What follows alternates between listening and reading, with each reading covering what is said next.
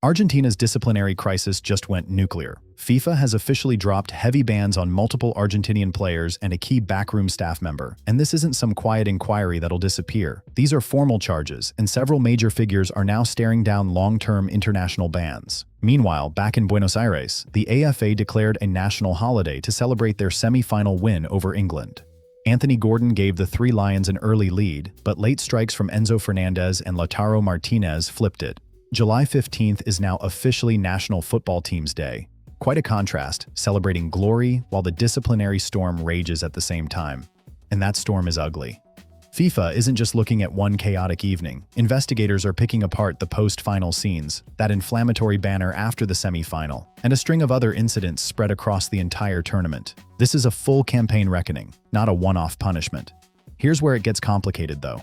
One of the charged players was reportedly attacked himself during the melee. That detail throws the whole process into question. Fans and analysts are demanding answers about how FIFA assigned blame, because some of these rulings look flat-out unjust. Certain penalties are far harsher than others, and the reasoning behind those gaps tells you everything. Let's go through every individual involved, what FIFA is accusing them of, and what they're actually facing. The most devastating case belongs to Leandro Paredes, 4 separate charges. FIFA lists 3 counts of physical assault under Article 14 of its disciplinary code, plus an additional charge of highly unsporting behavior.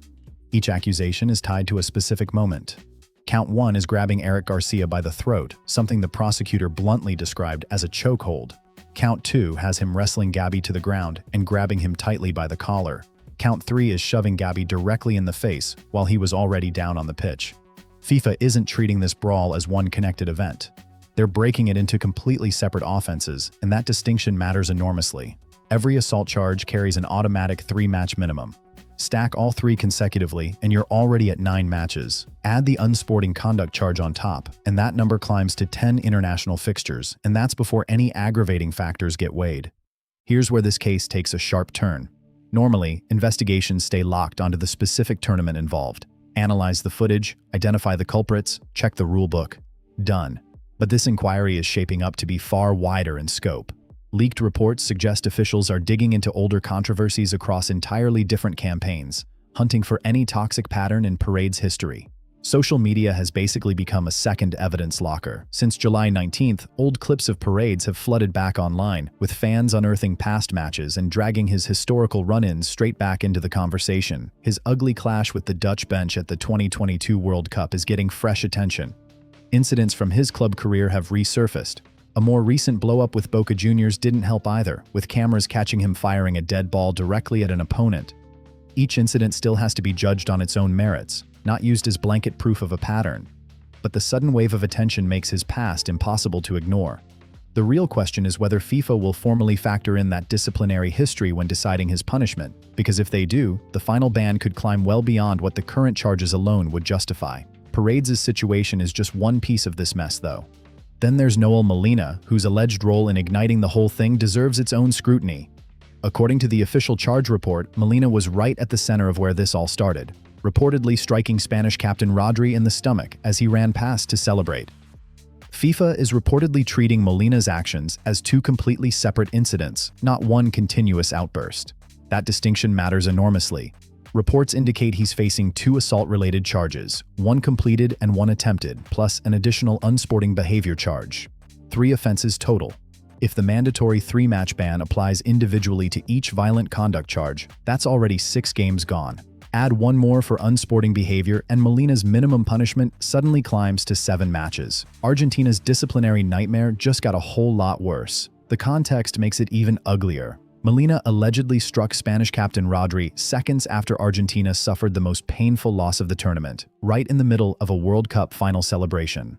That timing puts him at the center of the most explosive flashpoint of the entire night. Then there's the Atletico Madrid factor. Molina returns to a club sitting in the heart of a city that's still deep in World Cup celebrations, surrounded by Spanish teammates, with a FIFA investigation hanging over him. That's not just awkward, that's genuinely uncomfortable for everyone involved. Now the focus shifts to someone who had absolutely no excuse for losing control.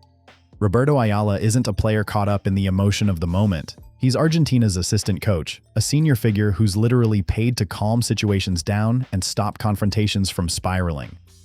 Post-match footage reportedly caught Ayala striking Spanish midfielder Dani Olmo during the chaos following the final whistle. A coach hitting a player is a serious offense regardless of the circumstances, and FIFA's disciplinary committee is now deciding exactly how to classify it. Ayala has already been hit with an assault charge carrying an automatic minimum 3-match touchline ban, with further sanctions still possible. And his public response to all of this only pushed the controversy even further. He eventually put out an apology, but the statement itself made things worse.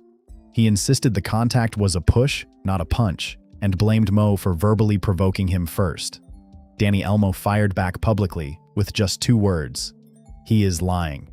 Olmo piled on, saying what defines a person isn't their mistakes, but how they own them with honesty and dignity. It was a sharp, direct call-out that pulled what should have been a private disciplinary matter straight into the open. For a coach whose job is managing on-field chaos, even a minimum 3-match ban hits hard. And FIFA's official ruling carries far more weight than anything said in the press, because the actual evidence will settle who's telling the truth. That brings us to Thiago Almada. His involvement has stayed pretty quiet compared to Paredes, Molina, or Ayala. Reports suggest he's facing 1 charge of unsporting conduct, which could mean a 1-match ban or just a warning. Video shows him caught up in the chaos, but not involved in the more aggressive physical acts his teammates committed. His lesser charge reflects that. He's not the headline name here, but his appearance on the charge sheet still matters because it means yet another Argentine star got pulled into the fallout of that brawl. Now here's where things get genuinely strange. Gavi is reportedly facing a single charge of unsporting conduct with a potential 1-match ban. That's a real shock because Gavi was the victim. The Argentine player allegedly threw him to the ground, grabbed him by the throat, and shoved his face while he was down. And somehow, the guy on the receiving end of all that is the one now sitting under disciplinary heat. That's exactly why Gavi's charge has set the football world on fire. The official file against Paredes documents Gavi as the target of multiple violent acts. He was dragged to the ground, grabbed by the collar, and shoved in the face while already down. FIFA reviewed the footage and made a call that stunned everyone. Yes, Gavi was a victim, but his retaliation crossed a line in their eyes.